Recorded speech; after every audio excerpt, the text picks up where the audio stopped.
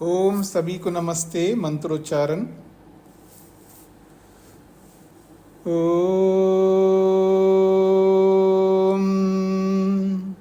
सहनाववतु सहनौ भुनक्तु सह वीर्यं कर्वावहै तेजस्विनावधीतमस्तु मा विद्विषावहै। ओम शांति शांति शांति।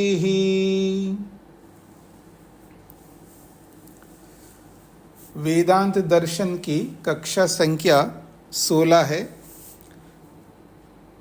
प्रथम अध्याय का प्रथम पाद चल रहा है।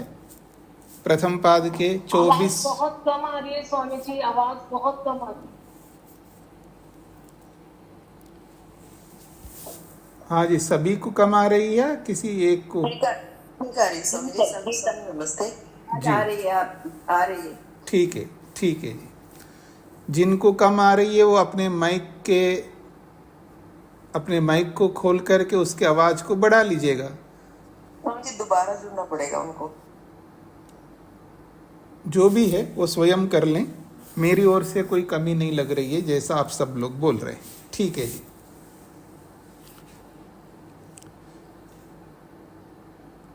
प्रथम पाद के 24 सूत्रों को हमने पूरे किए हैं। प्रसंग चल रहा है ब्रह्म के विभिन्न नामों की चर्चा। उन नामों में ज्योति शब्द को लेकर के भी चर्चा हुई है कि ज्योति शब्द ब्रह्मवाची है, ब्रह्म को कहने वाला है। ज्योतिश्चरणाभिधानात्।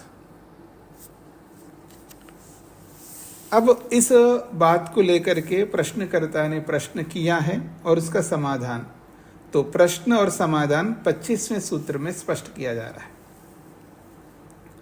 सूत्र है छंदोभिधानान्नेति चेन्न तथा चेतोर्पण निगदात् तथा ही दर्शनम। छंदोभिधानान्नेति चेन्न तथा चेतोर्पण निगदात् तथा ही दर्शनम। छंदः अभिधानात् न इति चेत न तथा चेतः अर्पण निगदात् तथा ही दर्शनम। ये सूत्र के पद है। तो ज्योति शब्द ब्रह्मवाची है। क्यों ब्रह्मवाची है? तो 24वें सूत्र में स्पष्ट किया है। चरण अभिधानात्, पाद व्यवस्था से ब्रह्म को कहा गया है ज्योति शब्द से। ये 24वें सूत्र है जिसमें कहा गया है। 24वें सूत्र का अर्थ आपके सामने है, तो 25वां सूत्र सरलता से समझ में आ जाएगा। तो उसका जो कथन था, ज्योति शब्द ब्रह्मवाची है, चरण का अभिधान होने से, पाद व्यवस्था वहाँ बताई गई होने से, तो पाद व्यवस्था ब्रह्म की ही हो सकती है, ऐसा 24वें सूत्र में कहा है। उसका खंडन करते हुए प्रश्नकर्ता ने प्रश्न प्रस्तुत किया है। छंदोभिधानात् न इति चेत। तो आप जिस चरणाभिधान से, पाद व्यवस्था से ब्रह्म को ग्रहण कर रहे हो, ब्रह्म को ग्रहण नहीं करना चाहिए। वो तो छंद के लिए कहा गया है। छंदों में भी पाद व्यवस्था होती है, छंदों में भी चरण का कथन होता है। तो इसलिए प्रश्नकर्ता कह रहा है छंदो अभिधानात् या छंदोभिधानात् न इति चेत। पूर्व सूत्रे यज्ज्योति शब्दस्य ब्रह्म अभिधायकत्वे चरण अभिधानम पाद वर्णनम प्रमाणम सूचितम तन्न सम्यक। पूर्व सूत्र में अर्थात 24वें सूत्र में यथ ज्योति शब्दस्य, जो ज्योति शब्द को लेकर के ब्रह्म अभिधेयकत्वे, ज्योति शब्द को ब्रह्म का अभिधान है, यानी ज्योति शब्द ब्रह्म का वाचक है, ऐसा बताते हुए आपने प्रमाण दिया है चरण अभिधानम। चरण व्यवस्था को लेकर के आपने ज्योति शब्द को ब्रह्म का वाची माना है। तो ये जो पाद का वर्णन है वहां पर ज्योति शब्द को लेकर के, और उसको प्रमाण के रूप में आपने सूचित किया है, तत् न सम्यक, ऐसा आपका कथन ठीक नहीं है। कुतः, क्यों ठीक नहीं है जी? तो कहते हैं छंदो अभिधाना तत्र ही गायत्री छंद प्रक्रियते। छांदो अभिधानात जो लिखा है वो मिसप्रिंट है, आ की मात्रा नहीं होना चाहिए।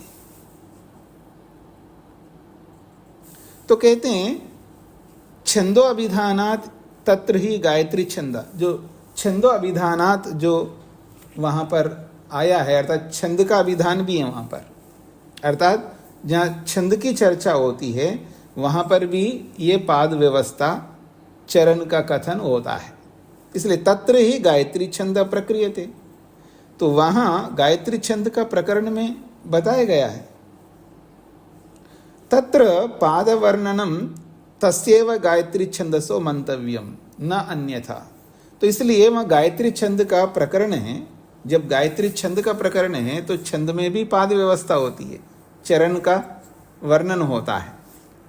तो कह रहे हैं तत्र पाद वर्णनम, वहाँ जो पाद व्यवस्था का जो वर्णन किया गया है उस प्रकरण में गायत्री छंदसो मंतव्यम, वो गायत्री छंद का मानना चाहिए, न अन्यथा। गायत्री छंद को छोड़ करके किसी और को नहीं मान सकते आप। इति चेत एवं मन्येता, ऐसा होना चाहिए। या इति चेत एवं मन्यते, ऐसा भी हो सकते हैं। मन्यतम जो लिखा है वो गलत लिखा है। इति चेत एवं मन्येता अथवा मन्यते, दोनों में एक हो सकता है। मन्यते भी हो सकता है या मन्येता, ऐसा भी हो सकता है। मन्येता कर लेंगे आप तो अच्छा रहेगा। तो गायत्री छंद में भी पाद व्यवस्था होती है। छंद के बारे में आपको पता होना चाहिए। जैसे गायत्री छंद में 24 अक्षर होते हैं, तो उसमें 3 पाद है, पाद व्यवस्था है ना वहां पर। एक पाद में 8 अक्षर है, दूसरे पाद में 8 अक्षर है, तीसरे पाद में 8 अक्षर है, तो 3 पाद हो गए वहां पर। तो ऐसे छंदों में भी पाद व्यवस्था होती है, और वहाँ गायत्री छंद का वर्णन भी है। तो क्यों ना ये जो पाद व्यवस्था को हेतु बना करके आपने ज्योति शब्द को ब्रह्मवाची बताया है, वो गलत बताया है। क्योंकि पाद व्यवस्था छंद में भी होती है। जब छंद में भी पाद व्यवस्था होती है तो आप ब्रह्म का अर्थ नहीं ले सकते। ये प्रश्नकर्ता का प्रश्न है। आप सबको प्रश्न समझ में आ गया होगा। तो अब इसका समाधान कर रहे हैं सिद्धांती। न तथा, न तथा का मतलब है तथा न मंतव्यम, ऐसा नहीं मानना चाहिए। प्रश्नकर्ता ने छंद को मानना चाहिए ऐसा जो बोला है, क्योंकि छंद में भी पाद व्यवस्था होती है। तो सिद्धांत कहते हैं न तथा मंतव्यम, ऐसा नहीं मानना चाहिए। क्यों नहीं मानना चाहिए? कुतः, कुतः का मतलब क्यों नहीं मानना चाहिए? यानी आप ब्रह्मवाची मान सकते हो और हम छंद को कहने वाला नहीं मान सकते, इसमें क्या हेतु है? क्योंकि दोनों में ही पाद व्यवस्था होती है। तो जो बात दोनों पक्षों में जाती हो उसको आप प्रमाण के रूप में प्रस्तुत नहीं कर सकते। ये आप सबको समझना है। जो दो पक्ष हो जहां पर और कोई प्रमाण दे और वो प्रमाण दोनों पक्षों में जा रही हो या जा रहा हो प्रमाण, तो उसको आप प्रमाण नहीं मान सकते। तो यहां पर भी ऐसा ही हो रहा है। पाद व्यवस्था का आपने हेतु दिया है, तो पाद व्यवस्था तो छंदों में भी होती है। जब छंदों में भी पाद व्यवस्था होती है तो ब्रह्मवाची आप नहीं मान सकते ज्योति शब्द को। ब्रह्मवाची तो मानना चाहिए और छंद के लिए वो वर्णन है ये नहीं मानना चाहिए। इसमें क्या हेतु है आपका? ये प्रश्नकर्ता का कहना है। तो अब उत्तर देते हैं सिद्धांती कि वो छंद व्यवस्था को यहां नहीं मानना चाहिए। कुतः, क्यों नहीं मानना चाहिए? तो कहते हैं चेतो अर्पण निगदात। चेतो अर्पण निगदात, तो चेतः अर्पण निगदात, ये विशेष हेतु दिया उसने। नहीं छंदो वर्णन अवसरा, वहां छंद का वर्णन का कोई अवसर ही नहीं है। जो आप छंद का वर्णन मान लो ऐसा जो कह रहे हो उस प्रकरण में, वहां छंद को मानने का वर्णन ही नहीं है वहां पर। क्यों नहीं है जी? तत्र तो खलु ब्रह्म वर्णन प्रसंग, वहां तो ब्रह्म का वर्णन करने का प्रसंग आया है, छंद को वर्णन करने का प्रसंग ही नहीं आया वहां पर।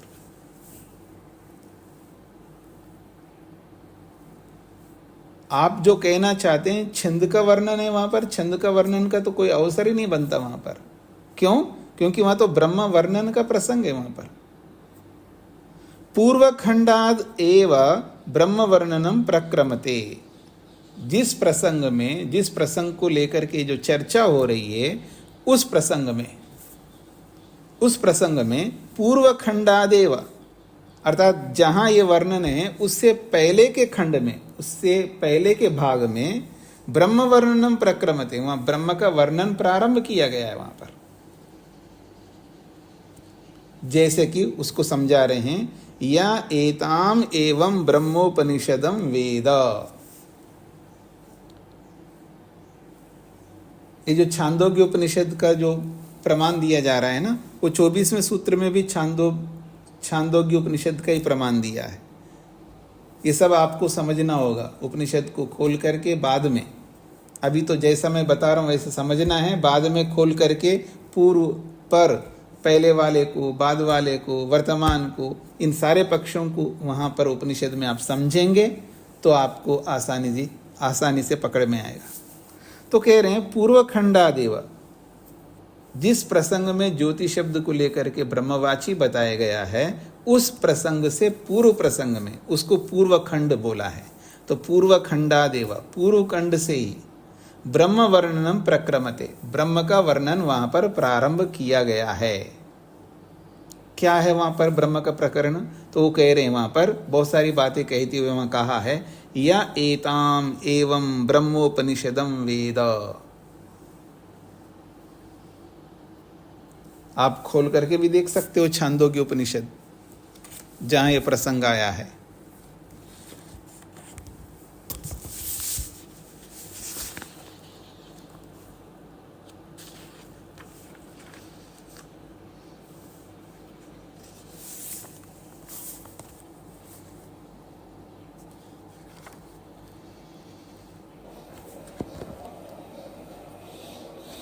माइक बंद करके, माइक बंद करके रखिएगा। मेरे को पता है, मैं भी खोल रहा हूं उसी प्रसंग को।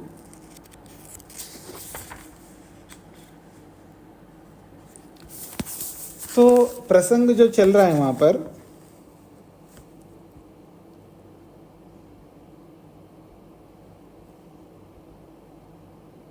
न वै तत्र न निम्लोच नोदियाय कदाचन देवा तेन अहम सत्येन मा विरादिषि ब्रह्मण इति। ऐसे भी इससे पहले भी अथ तथा ऊर्ध्व उदेत्य नैवोदेता नास्तमेता एते कलह एव मध्ये स्थाता तदेश श्लोकः। और इससे पहले का जो खंड है उसमें पूरा ब्रह्म का ही वर्णन किया गया है।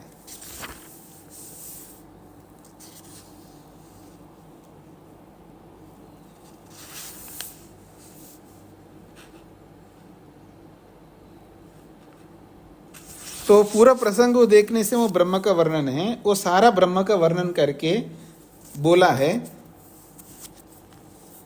न व अस्मा उदेति न निम्लोचति सकृत दिवा ह एव अस्मै भवति य एताम एवं ब्रह्मोपनिषदम वेद। यह एताम एवं ब्रह्मोपनिषदम वेद, ये प्रसंग के अंतर्गत आया है। तो अंतिम वाक्य यहाँ पर बोला है। तो यहाँ जो बोला है, यह जो उपासक, जो भक्त, एताम ब्रह्मोपनिषदम एवं वेद, इस ब्रह्म को बताने वाले उपनिषद को एवं वेद, इस प्रकार जानता है जिस प्रकार से पूर्व खंड में बताया गया है। ब्रह्म को लेकर के, ब्रह्म की विशेषताओं को लेकर के पूर्व खंड में जैसा बताया गया है, उसको लेकर के यहाँ पर बोला जा रहा है। यह जो कोई उपासक भक्त एताम ब्रह्मोपनिषदम, इस ब्रह्मोपनिषद को, ब्रह्म को बताने वाले इस रहस्य को, एवं वेदा, इस प्रकार से जानता है।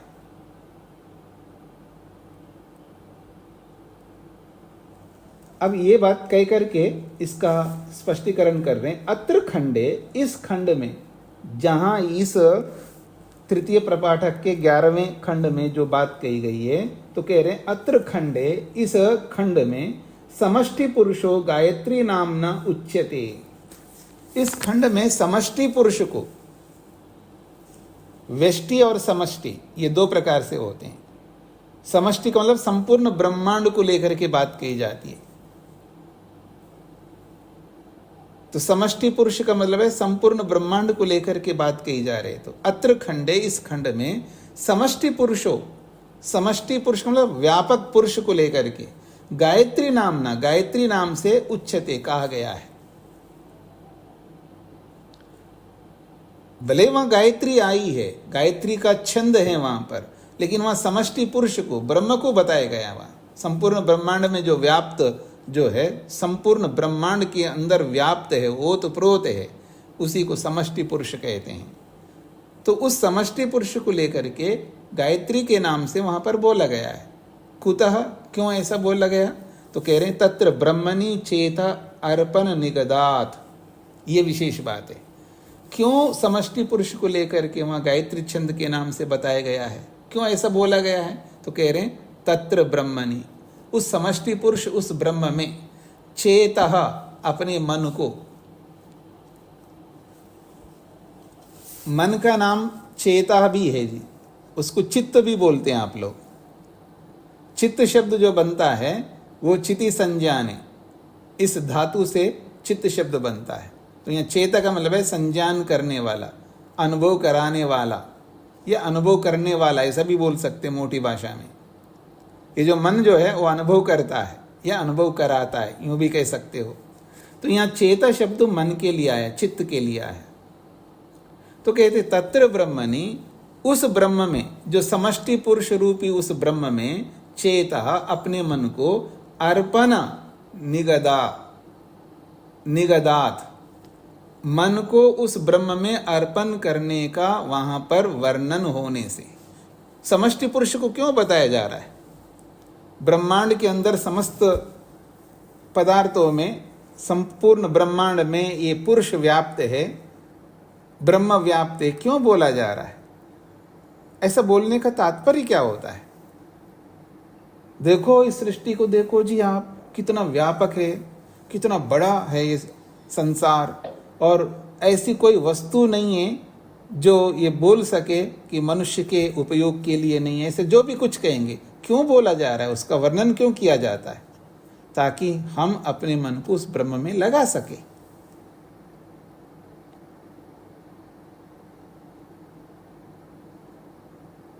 कोई माँ बाप अपने बच्चे को बोलते हैं, देखो उस आईएएस को देखो, उस आईपीएस को देखो, उस पायलट को देखो, उस बहुत बड़े बिजनेस को देखो, वो किस तरह जी रहा है। क्यों बोला जाता है अपने बच्चे को? क्यों उसका वर्णन किया जाता है? ताकि वो अपने मन को उसमें लगा करके उसको अचीव कर सके, उसको पा सके, इसलिए तो बोला जाता है।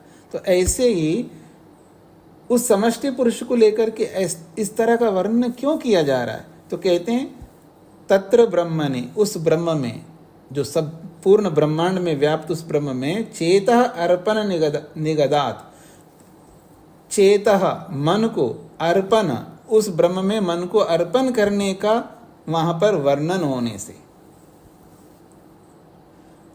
उसी को खोला जा रहा है चेतो अर्पण निगदात को मनोनिवेश प्रतिपादनात्, अपने मन को उसमें निवेश करने का प्रतिपादन होने से, अर्थात मन को उसमें लगाने का वर्णन होने से।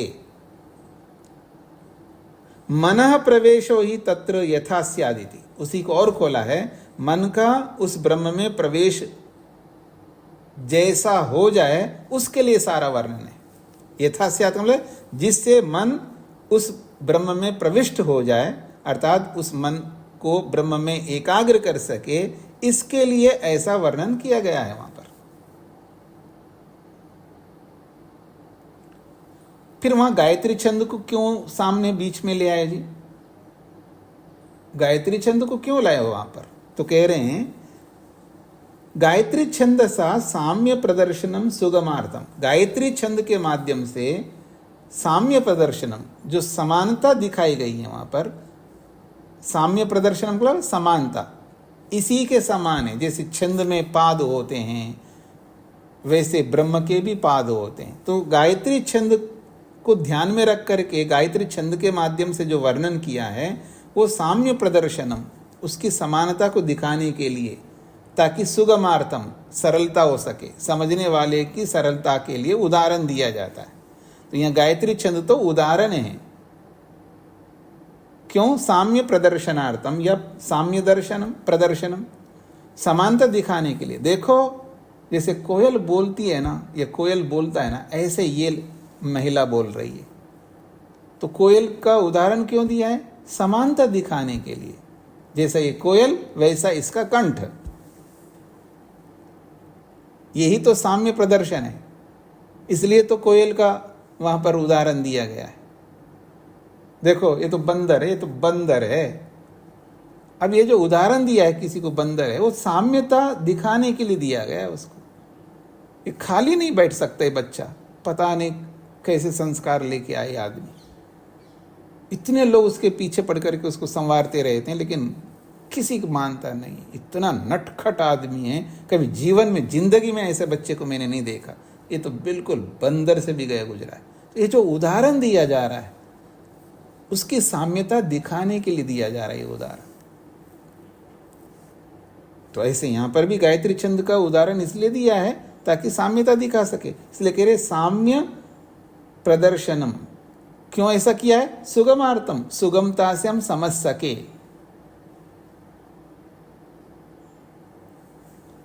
तो वहां क्या साम्यता दिखाए? सा एषा चतुष्पदा षड्विधा गायत्री।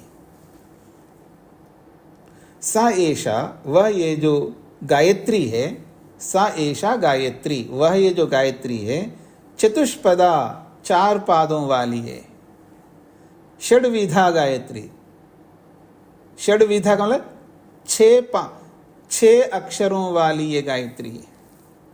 जब 3 पाद बनाना होता है ना तो 8-8 अक्षर करेंगे, और जब उसको 4 पाद बनाएंगे तो 6-6 अक्षर बनाना होगा, तभी 4 पाद बन सकेंगे गायत्री का। ये छंद का विषय है, वेदांग का विषय है। जो छंद लोग पढ़ते हैं उनको छंद के बारे में समझ में आएगा, और आपको नहीं समझ में आएगा तो जैसा बताया जाता है वैसा ही समझना श्रोता का कर्तव्य होता है। उसमें दिमाग उसमें नहीं, मेरे को समझ में नहीं आ रहा है। क्यों आएगा आपको समझ में? आप छंद समझ लोगे तो समझ में आ जाएगा।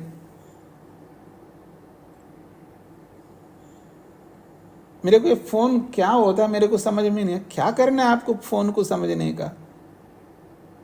आपको तो उसको ऑन करना समझना है, उसको बंद करना समझना है, बस ये समझना। जितना आपके लिए जरूरत है उतना ही समझो ना, इधर उधर क्यों भागते हो? मनुष्य जो है अपने दिमाग को व्यर्थ चीजों में लगाता है, इसलिए उसको समझ में नहीं आता है।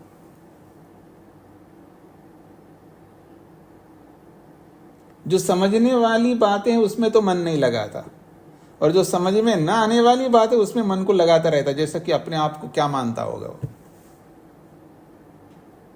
इसलिए समझने का प्रयत्न करेंगे तो हर व्यक्ति को समझ में आएगा। हाँ, उसको नहीं समझ में आएगा कभी भी जो समझना ही नहीं चाहता। जो सुनना ही नहीं चाहता आपको। जो व्यक्ति आपकी बात सुनना नहीं चाहता उसको समझाना व्यर्थ है, उसको समझाना नहीं चाहिए। चाहे वो बेटा हो, बेटी हो, बहू हो, सास हो, ससुर हो, गुरु हो या शिष्य हो, जो समझने के लिए तैयार ना हो ना, उसको आप समझाने की चेष्टा करते रहते हैं अनेक बार। और जब उसको समझना नहीं, आप क्यों समझाना चाह रहे हो उसको? वो कोई भी हो सकता है। जीवन की शैली को जब व्यक्ति नहीं समझता है ना, जीना जिसको आता नहीं है उसको जीना सीखना पड़ता है। और जो आदमी जीना सीखे बिना ही जीवन चला रहा होता है ना, वो जीवन में दुखी रहेगा, वो कभी सुखी नहीं हो सकता।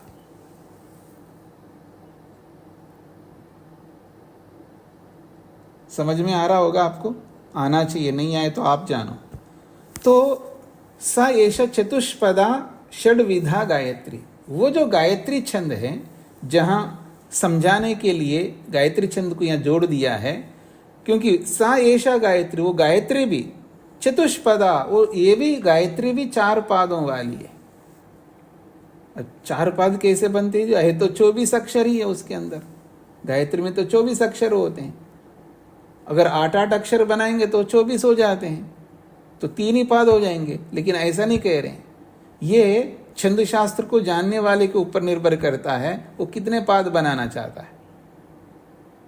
3 पाद बनाना चाहता तो 3 पाद बना देगा, 4 पाद बनाना चाहता तो 4 पाद बना देगा। तो इसलिए बोला जा रहा है चतुष्पदा, वो 4 पादों वाली। क्यों? षड्विधा, हम 6-6 अक्षर का पाद बनाएंगे तो 4 पाद बन जाएंगे। तो साम्यता दिखा दिए ना। तथा ही दर्शनम, ऐसा ही देखा जाता है। तथा ही दर्शनम सूत्र का वाक्य है। तथा ही दर्शनम, ऐसा ही देखा जाता है। यथा ही साम्य प्रदर्शनार्थम गायत्री नामना ब्रह्म प्रतिपाद्यते, तथा ही अन्यत्र दर्शनम उपलभ्यते। तथा ही दर्शनम को ऐसा ही देखा जाता, यहां पर नहीं, जिस छांदोग्य में यह प्रसंग चल रहा है यहीं पर नहीं, किसी और उपनिषद में ऐसा ही देखा जाता है जैसा हम बताना चाहते हैं। छांदोग्य शास्त्र में जैसा हम ब्रह्म को लेकर के गायत्री छंद के माध्यम से ब्रह्म को समझाना चाह रहे हैं, ऐसा ही किसी और उपनिषद में भी देखा जाता है। यह है तथा ही दर्शनम का अभिप्राय। यथा ही साम्य प्रदर्शनार्थम, जैसे समानता को दिखाने के लिए गायत्री नामना, गायत्री के नाम से ब्रह्म प्रतिपाद्यते, गायत्री के नाम से ब्रह्म का वर्णन किया जाता है। तथा ही अन्यत्र, वैसा ही अन्य उपनिषद में दर्शनम उपलभ्यते, वहां पर भी ऐसा ही देखना उपलब्ध होता है, अर्थात वहां पर भी देखा जा सकता है। कहां पर है जी? मांडुक्य उपनिषद में। सर्वम ही एतद् ब्रह्म अयमात्मा ब्रह्मसो अयमात्मा चतुष्पाद, ये मांडुक्य उपनिषद का है प्रमाण। सर्वम ही एतद् ब्रह्म, देखो ये जो कुछ भी दिखाई दे रहा है ना, बाहर निकल करके देखो, आसमान पे जा करके देखो। आसमान का मतलब है अपने छत के ऊपर जा करके देखो, अपने घर के ऊपर खड़े होकर के खुले आसमान में आ जाओ, अर्थात अवकाश में आ जाओ, फिर देखो चारों ओर से।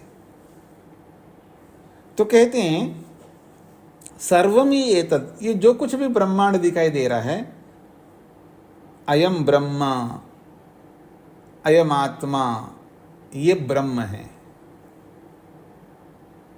अब यहीं पर व्यक्ति संशय में पड़ जाता है। ब्रह्मांड को ब्रह्म बताया जा रहा है, ब्रह्मांड को ब्रह्म बताया जा रहा है।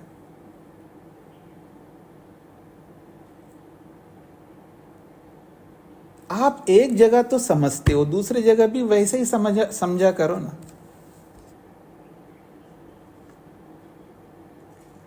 आप एक जगह समझते हैं तो दूसरी जगह भी समझा करो। ये नहीं बोल रहे मंच बोल रहा है, मंच। आदमी क्या बोलता है? ये नहीं बोल रहा है, ये मंच बोल रहा है।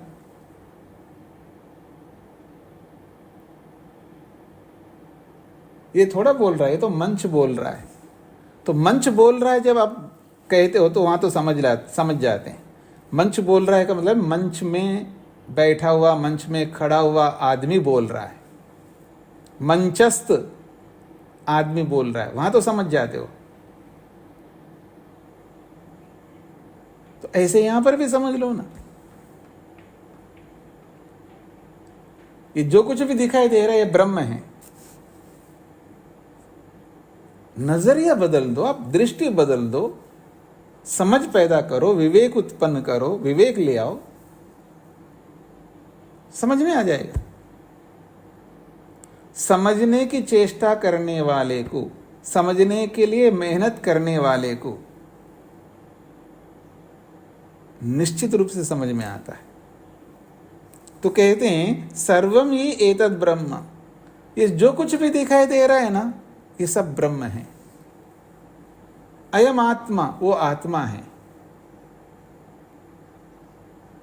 और ये आत्मा कौन है? ब्रह्म है। सो अयम आत्मा, और ये जो आत्मा रूपी ब्रह्म है चतुष्पाद, ये 4 पादों वाला है, इसके 4 भेद हैं। ये मांडूक्य उपनिषद का कहना। तो ब्रह्म को लेकर के भी वहां पर 4 पादों का वर्णन किया ही जा रहा है ना।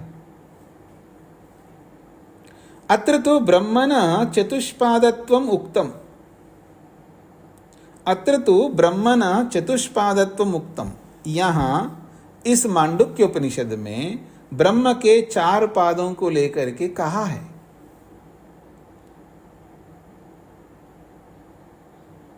फिर कहा षड अक्षराणि इव इ अस्य अक्षर रूपाणि, षड अक्षराणि इव ही अस्य अक्षर रूपाणि।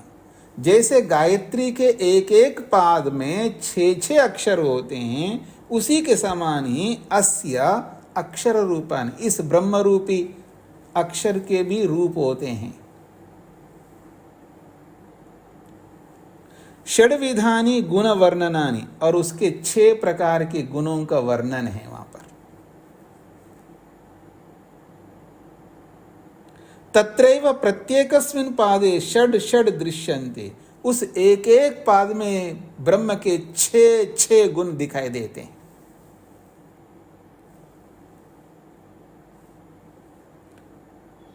अब उसको यहां पर स्पष्ट किया है, उस पूरे प्रसंग को यहाँ बताया गया है। और इस प्रसंग को लेकर के पीछे भी आपने थोड़ा पढ़ लिया था, पीछे के प्रसंग में भी ऐसा ही प्रसंग आया था। मैं इनकी व्याख्या नहीं करूँगा। जो मांडुक्य उपनिषद में ये जो श्लोक आए हैं, ये यहाँ व्याख्या नहीं करूँगा। आपको स्वयं समझना है घर पे बैठ करके, अर्थात कक्षा के बाद में। तो वहां क्या बताया गया जी? षड विधानी गुण वर्णनानि, 6 अक्षर है तो 6 गुणों को लेकर के ब्रह्म के संदर्भ में ब्रह्म के 6 गुणों को लेकर के वर्णन आया वहां पर। तत्रैव प्रत्येकस्मिन् पादे, उस प्रत्येक पाद में षड षड दृश्यन्ते, 6 गुण दिखाई देते हैं वहां पर। जागरित स्थानो बहिप्रज्ञः सप्तांग 19 मुखा स्थूल भुक् वैश्वानरः प्रथम पादः, ये मांडुक्य उपनिषद में आया है। जागरित स्थान बताया वहां पर, और उसको बहिप्रज्ञा बोला है। उसके 7 अंग बोले गए हैं। 19 मुखा, 19 मुख बताए गए हैं उसके, और उसको स्थूल भुक् कहा है, और उसका नाम दिया वैश्वानरः, वैश्वानर है, और ये उसका प्रथम पाद है। फिर दूसरे पाद को लेकर के बोला है स्वप्न स्थानो अंत प्रज्ञा, वो स्वप्न स्थान है, स्वप्न अवस्था में अलग स्थिति होती है, और वो अंत प्रज्ञा वाला होता है। उसके भी 7 अंग होते हैं। 19 मुखा, उसके भी 19 मुख होते हैं, और वो प्रविविक्त भुक् होता है। और ये तेजसो द्वितीय, ये तेजस स्वरूप होता है, वो दूसरा पाद है उसका। ये सब ब्रह्म के पाद बताए जा रहे हैं। फिर तीसरा पाद को लेकर के चर्चा किया है सुषुप्त स्थान, वो सुषुप्त स्थान निद्रा की अवस्था को लेकर के बोला है, तीसरी अवस्था। एकीभूत, वो एकीभूत होता है। प्रज्ञान घन, वो प्रज्ञान घन के रूप में होता है। प्रज्ञान घन एव। आनंदमय, वो आनंदमय होता है। आनंद भुक होता है। चेतो मुख होता है। प्राज्ञा शब्द से वहां पर बोला है, वो तृतीय पाद है। 3 पादों को बता करके चौथा पाद बताया जा रहा है। न अंत प्रज्ञम न बहिप्रज्ञम न उभयत प्रज्ञम न प्रज्ञान घनम न प्रज्ञम न अप्रज्ञम अदृष्टम अव्यवहार्यम अग्राह्यम अलक्षणम अचिंत्यम अव्यपदेश्यम। इस श्लोक की तो चर्चा पीछे भी मैंने इसकी व्याख्या भी करके दिखाया आपको। तो यहां पर बोला ना अंत प्रज्ञ है वो, न बहिप्रज्ञ है, न उभयत प्रज्ञा, न दोनों ही प्रज्ञा है वो। न प्रज्ञान घन है और न प्रज्ञ है और न अप्रज्ञ है। अदृष्टम, वो अदृष्ट है, ऐसे इंद्रियों से दिखाई देने वाला थोड़ा है वो। अव्यवहार्यम, वो व्यवहार करने योग्य भी नहीं है। लड्डू, बर्फी, पूड़ी, घर, पैसा, ये सब व्यवहार्य है। इन सब का व्यवहार करते हैं, लेन देन कर सकते हैं आप, लेना ले देना ये सब कर सकते। जड़ वस्तुओं का लेन देन का व्यवहार कर सकते। भगवान को ऐसा, हाँ जी थोड़ा सा उधार दोगे जी भगवान को, मेरे को भक्ति करनी है, मैं भक्ति नहीं कर पा रहा हूं, उधार देना भगवान को आप। अव्यवहार्यम, व्यवहार नहीं कर सकते। हाँ जी मेरे पास आज पैसा नहीं है जी, क्या करूं, मेरे को गणेश जी को बिठाना था लेकिन बिठा नहीं पाया, आपने बिठाया ना, थोड़ा मेरे को उधार देना। ये तो दे सकते हो क्योंकि वो जड़ वस्तु है, पर भगवान तो जड़ वस्तु तो है ही नहीं। अव्यवहार्यम, व्यवहार में नहीं ला सकती, इस तरह का व्यवहार ये नहीं है वो। अग्राह्यम, उसको ऐसे पकड़ नहीं सकते आप, जैसे जड़ वस्तुओं को हम पकड़ते ऐसे पकड़ नहीं सकते। अग्राह्यम। अलक्षणम, ऐसे व्यक्त लक्षण नहीं है उसके अंदर। अचिंत्यम, वो हमारे सोच से बहुत परे हैं, हमारी कल्पनाओं से बहुत परे हैं। अव्यपदेशम, उसको इदम इत्थम नहीं कह सकते, भगवान बस ऐसा ही है, इससे अधिक भगवान कुछ नहीं होता है, ऐसा आप बता नहीं सकते। एकात्म प्रत्यय सारम प्रपंचोपशमम शांतम शिवम। एकात्म प्रत्यय सारम, एक ज्ञान का वो सारा है, तत्व ज्ञान रूपी प्रत्यय से ही वो समझ में आता है। प्रपंचोपशमम, प्रपंच का उपशम होता है वहां पर, अर्थात प्रपंच नहीं होता है। भगवान को समझने के लिए प्रपंच करने की जरूरत नहीं होती है। बहुत साधन चाहिए जी भगवान को पाने के लिए, ऐसे प्रपंच करने की जरूरत नहीं है। शांतम, वो शांत है। शिवम, वो शिव है। अद्वैतम, वो मात्र एक ही है, दो नहीं है भगवान। चतुर्थम मन्यन्ते, ऐसे उस ब्रह्म के स्वरूप को हम चौथा पाद के रूप में मानते हैं। तो चौथे पाद में ब्रह्म इस प्रकार के लक्षण वाला है। स आत्मा, और वास्तव में वो आत्मा रूप है। स विज्ञेया, वही हमारे द्वारा जानने योग्य है। उसके चतुर्थ पाद को हमें समझना होगा। प्रथम पाद को तो जान ही लेता है आसानी से, द्वितीय पाद को भी जान लेता है, तृतीय पाद को भी जान लेता है, लेकिन ब्रह्म के चतुर्थ पाद को जान नहीं सकता आदमी। उसके लिए बहुत विवेक चाहिए, बहुत धैर्य चाहिए, बहुत तप चाहिए, जीवन चाहिए। उसके लिए जीवन का न्योछावर करना पड़ेगा, तब जाकर के वो समझ में आता है। एवं मांडुक्योपनिषदि ब्रह्मात्मनश्चत्वार पादा। एवं इस प्रकार से इस मांडुक्य उपनिषद में ब्रह्म रूपी आत्मा का 4 पादों को लेकर के चर्चा की है।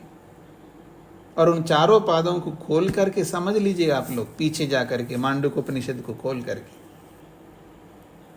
प्रत्येकस्मिंश्च पादे अक्षर सदृशानि षड्गुण वर्णनानि खलु अपि दृश्यन्ते। तो कहते हैं प्रत्येकस्मिन् पादे, ब्रह्म के उन 4 पादों में अक्षर सदृशानि, जैसे गायत्री के 6 अक्षर है एक पाद में, तो जैसे 6 अक्षर है तो 6 अक्षर के रूप में, अक्षर सदृशन अक्षर जैसे, यानी 6 अक्षर है तो 6 अक्षरों के रूप में मानो षड गुण वर्णन, ब्रह्म के 6 गुणों का वर्णन किया गया। वहां पर एक एक अक्षर में एक एक विशिष्ट गुण को लेकर के वर्णन किया वहां पर, ये सब वहां पर दिखाया गया है। यथा छंदो रूपा गायत्री चतुष्पदा प्रतिपादितं च षडक्षर युक्ता भवति, तथैव ब्रह्मात्म रूपा गायत्री खलु अपि चतुष्पदा प्रतिपादम षडक्षर सदृशे षड गुण गणै समेता भवति इति। बड़ी अच्छी बात कही जा रही है, उसी को और स्पष्ट करके बताया यहाँ पर। यथा, जैसे कि छंदो रूपा गायत्री, छंद रूप गायत्री यानी छंदोबद्ध जो गायत्री है, उस गायत्री के अंदर चतुष्पदा 4 पाद बताए गए हैं। प्रतिपादम च षडक्षर युक्ता भवति, प्रत्येक पाद में 6 अक्षर है वहां पर गायत्री के। जैसे गायत्री छंदोबद्ध है, छंद स्वरूप है, उसके 4 पाद होते हैं, एक एक पाद में 6 अक्षर होते हैं, ऐसे 6 अक्षरों से 6 अक्षरों से युक्त वो गायत्री छंद होता है। तथैव, ठीक उसी प्रकार से ब्रह्मात्म रूपा गायत्री, ये ब्रह्म आत्मा रूपी जो गायत्री है, ब्रह्म भी अपने आप में गायत्री है, वो भी चतुष्पदा, वो ब्रह्म रूपी गायत्री भी 4 पादों वाला है या 4 पादों वाली गायत्री है। प्रतिपादम, प्रत्येक ब्रह्म रूपी पाद में षड अक्षर युक्ता भवति, मैं ऊपर चला गया, हाँ। तथैव ब्रह्मात्म रूपा गायत्री खलु अपि चतुष्पदा, ब्रह्मात्मा रूपी जो गायत्री है वो भी 4 पादों वाला है। प्रतिपादम षड अक्षर सदृशे, प्रत्येक पाद में जैसे 6 अक्षर होते हैं, उन 6 अक्षरों के सदृश, उस 6 अक्षर के समान षड गुण गणे, 6 गुणों का समुदाय होता है। षड गुण गणे, गण कहते समुदाय, षड का मतलब 6 और गुण का मतलब आप विशेषताएं, तो 6 गुणों वाला समुदाय है वहां पर। समवेता भवति, 6 गुणों के समुदाय के रूप में एक एक पाद में 6 गुणों से युक्त ब्रह्म है वो। तदित्थम सादृश्यम खलु क्रमेण मन प्रवेशार्थम, ऐसा सादृश्य गायत्री छंद के साथ समानता दिखाने के पीछे, ये समानता दिखाने के पीछे क्या प्रयोजन है? जैसे गायत्री में भी 4 पाद होते हैं तो ब्रह्म के भी 4 पाद होते हैं, एक एक पाद में 6 अक्षर होते हैं, तो ऐसे ब्रह्म के एक एक पाद में 6 गुण होते हैं। ऐसा जो समानता दिखाया गया है गायत्री को लेकर के, क्यों दिखाया ऐसा? तो कह रहे हैं तदित्थम सादृश्यम, वह इस प्रकार का जो सादृश्य समानता दिखाया गया है, खलु क्रमेण, क्रम से, मन प्रवेशार्थम, क्रम से हम मन को उस ब्रह्म में प्रविष्ट कर सके। अपना मन भगवान में लगाना है तो क्रम से हम लगाएंगे, हाँ जी, डायरेक्ट मन नहीं लगा सकते आप।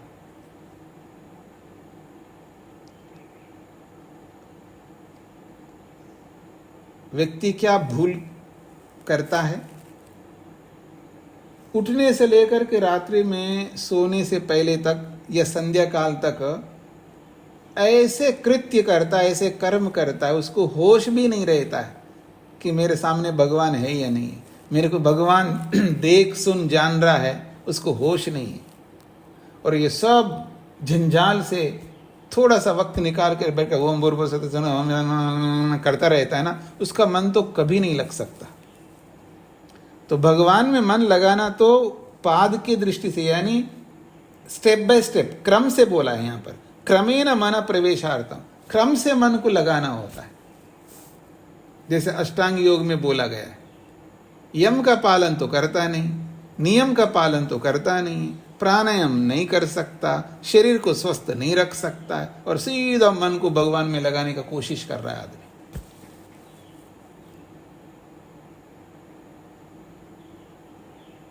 जी मैं भगवान का दर्शन करना चाहता हूँ, आप मेरे को ब्रह्म का दर्शन कराओ ना, मेरी समाधि लगवाओ ना जी।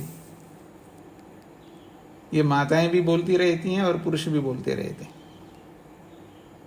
मेरे को भगवान का दर्शन कराओ। हाँ एक पर्दा है, पर्दा हटा दो तो आपको दर्शन हो जाएगा। आपको पर्दा जो है ना, अर्चन कर रहे हैं ना, तो पर्दा हटा दो आप, आ जाओ पर्दा हटाता हूँ, देख लो भगवान, दर्शन हो जाएगा।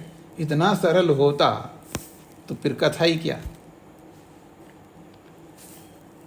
ये बोलना चाह रहे हैं क्रमेण मन प्रवेशार्थम, क्रम से मन को भगवान में लगाना होता है। एक स्टेप को तो कंप्लीट किया नहीं है और सीधा चौथे स्टेप में प्रवेश करना चाहते हैं आप। वैसे बूढ़े हो चुके हो, ऐसे छलांग लगाना आ नहीं सकता आपको। हाँ? सीढ़ियों कुछ अगर लिफ्ट खराब हो गए हो तो बस एक ही माला है जी, आपको उतरना पड़ेगा। लिफ्ट काम नहीं करे तो उतरोगे, चढ़ना तो पड़ेगा ना। ऐसे छलांग लगा के चले जाओगे आप कमरे में, एक एक सीढ़ी को पार किए बिना। कोशिश करके देख लेना, फिर ओम राम नाम सत हो जाएगा। तो एक क्रम से चलेगा आदमी, उसके लिए ये बात कही गई है। ये कहना चाह रहे हैं यहां पर, तस्मात् न छंदो वर्णनम, इसलिए वहां केवल छंद का ही वर्णन नहीं, वहां पर छंद के माध्यम से ब्रह्म का वर्णन है ऐसे समझना चाहिए। किंतु ब्रह्म वर्णनम अस्ति, वहां ब्रह्म का वर्णन है वहां पर।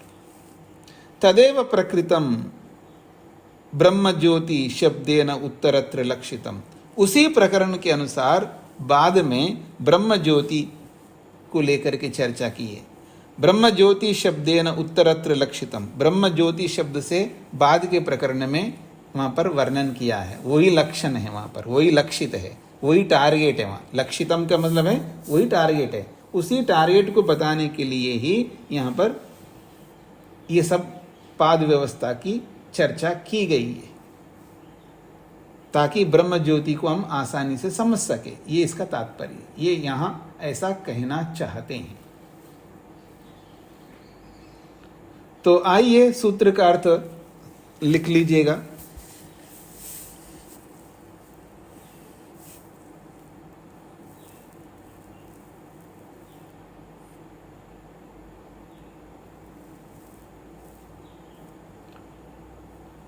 सूत्रार्थ है उपनिषद के उस प्रसंग में या उपनिषद के उस प्रकरण में, ऐसा लिखिएगा। उपनिषद के उस प्रकरण में, उपनिषद के उस प्रकरण में, उपनिषद के उस प्रकरण में गायत्री छंद के पादों का,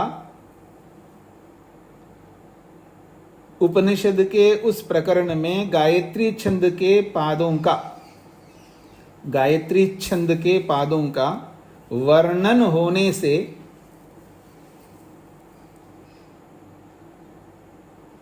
गायत्री छंद के पादों का वर्णन होने से ब्रह्म का निर्देश नहीं मानना चाहिए।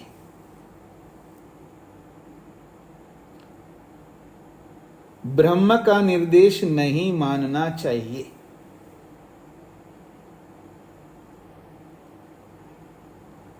उपनिषद के उस प्रकरण में गायत्री छंद के पादों का वर्णन होने से ब्रह्म का निर्देश नहीं मानना चाहिए। ऐसा यदि कोई कहे तो, ऐसा यदि कोई कहे तो, ऐसा यदि कोई कहे तो नहीं कह सकते, नहीं कह सकते।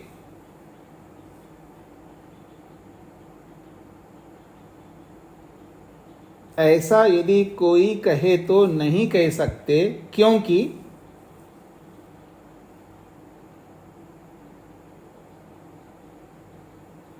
क्योंकि गायत्री छंद द्वारा, गायत्री छंद द्वारा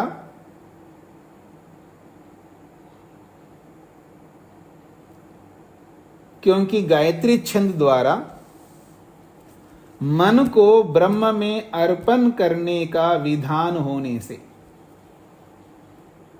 क्योंकि गायत्री छंद द्वारा मन को ब्रह्म में अर्पण करने का विधान होने से,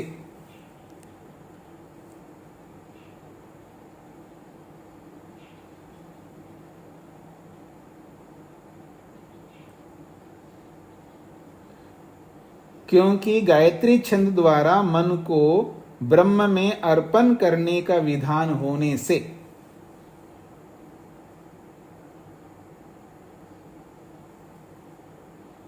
क्योंकि गायत्री छंद द्वारा मन को ब्रह्म में अर्पण करने का विधान होने से, और वैसा ही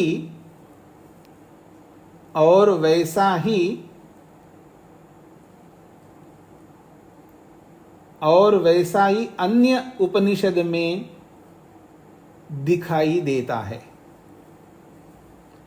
और वैसा ही अन्य उपनिषद में दिखाई देता है।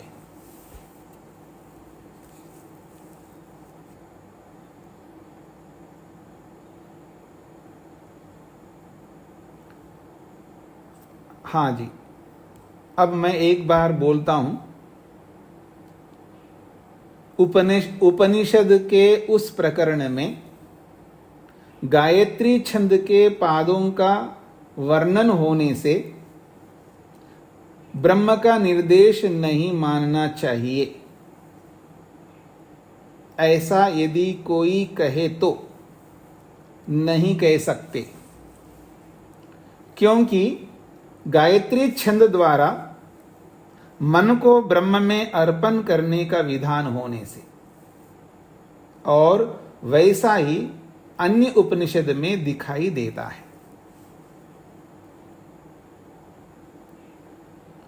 अब इस सूत्र के अर्थ में उपनिषद के उस प्रकरण में, ये जो आपने लिखा है उपनिषद के उस प्रकरण में, अब कौन सी उपनिषद है ये आपको समझ में आना चाहिए। तो आपके स्पष्टीकरण के लिए मैं यहां जोड़ देता हूं उपनिषद के, उसके बाद ब्रैकेट लिख करके छांदोग्य, उपनिषद के अर्थात छांदोग्य। तो छांदोग्य उपनिषद के उस प्रकरण में गायत्री छंद के पादों का वर्णन होने से ऐसा आएगा। फिर अंत में जो लिखा है आपने, वैसा ही अन्य उपनिषद में दिखाई देता है। तो अन्य उपनिषद कौन है? मांडुक्य उपनिषद। ये आपको स्पष्टीकरण के लिए, अपनी स्पष्टीकरण के लिए आपको लिखना है। हाँ जी, अब आप कोई इस सूत्र में कुछ पूछना हो तो पूछ सकते हैं।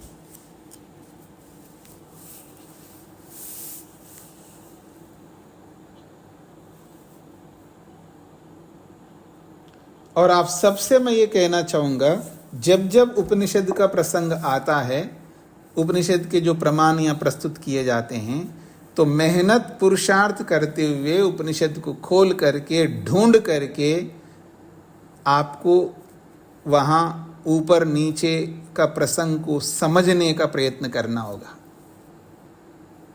हो सकता है किसी को 2 घंटे लग सकते हैं, किसी को 2 घंटे 1 घंटा लग सकता है, पर वो आपको लगाना होगा, तभी आपको हृदयंगम हो पाएगा। हाँ जी, कहानी जी को क्या बोलना है? नमस्ते स्वामी जी। जी, ये जो चार्ट बताए गए हैं, जिसमें जो होता है स्वप्न स्थाने अंतः प्रज्ञा सप्तान एकोन विंशति मुखा, ये लाइन एक बार दोबारा समझनी है। वो तो आप, मैंने अभी क्या बोला था? मैंने यही बोला था, उपनिषद को खोलो, वहाँ पर आप समझो, और वहाँ पुस्तक से नहीं समझ में आता है, आप सबको भेजा गया है उपनिषदों की कक्षाएं मेरी, उस उपनिषद को खोलो, यूट्यूब में जब चाहे तब खोल सकते हैं, और उस प्रसंग को निकालो और सुनो, थोड़ा वक्त लगाइए। सारी बातें मैं ही बताऊंगा तो फिर आप क्या करेंगे? और कितने बार बताऊंगा मैं? हाँ जी, उमा जी को क्या कहना है? अर्थ समझना था। किसका? प्राकृतिक तो आप भी वही बात कहें, उपनिषद में खोलना होगा ना आपको। उपनिषद खोलिए, वहां उस प्रसंग में आपको शब्द का अर्थ समझ में आ जाएगा। हाँ जी, शकुंतला जी। हाँ, नमस्ते स्वामी जी। जी यहाँ ये जो पाद का प्रसंग है, जी ये मांडुक्य उपनिषद में है। जी और गायत्री छंद का प्रसंग है, वह छांदोग्य में है। हाँ जी, दोनों अलग अलग उपनिषद के प्रसंग है ना? दोनों अलग अलग उपनिषद के प्रसंग है और दोनों जगह पाद व्यवस्था दी गई है। जी, और उसी को यहाँ कह रहे हैं, दोनों उपनिषदों के अलग अलग उपनिषद के में वर्णन होने से। हाँ जी, हाँ जी। जी जी, ठीक है, धन्यवाद। समझाना यह है कि ज्योति शब्द ब्रह्म को कहने वाला है, तो प्रश्न करते हैं प्रश्न पर से ज्योति शब्द ब्रह्म को कहने वाला नहीं हो सकता। क्यों नहीं हो सकता? तो सिद्धांति ने कहा था वहां पादों की व्यवस्था की गई, इसलिए ज्योति शब्द भगवान का ही होना चाहिए, भगवान के ही पाद हो सकते हैं। ये सिद्ध किया था 24वें सूत्र में।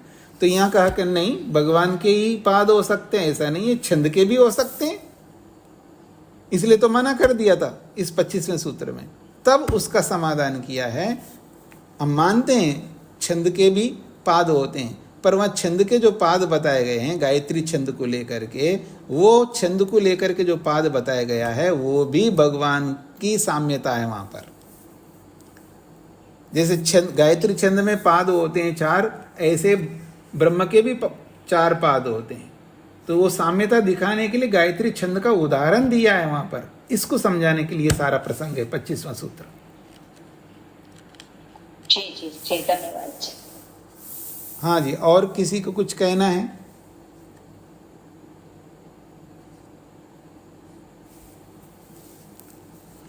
तो समय लगाइए, समझ करके आइएगा।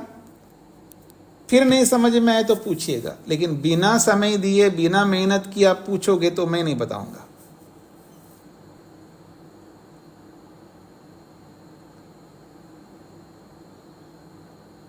तो आज इतना ही रखते हैं जी। ओम शांति शांति शांति।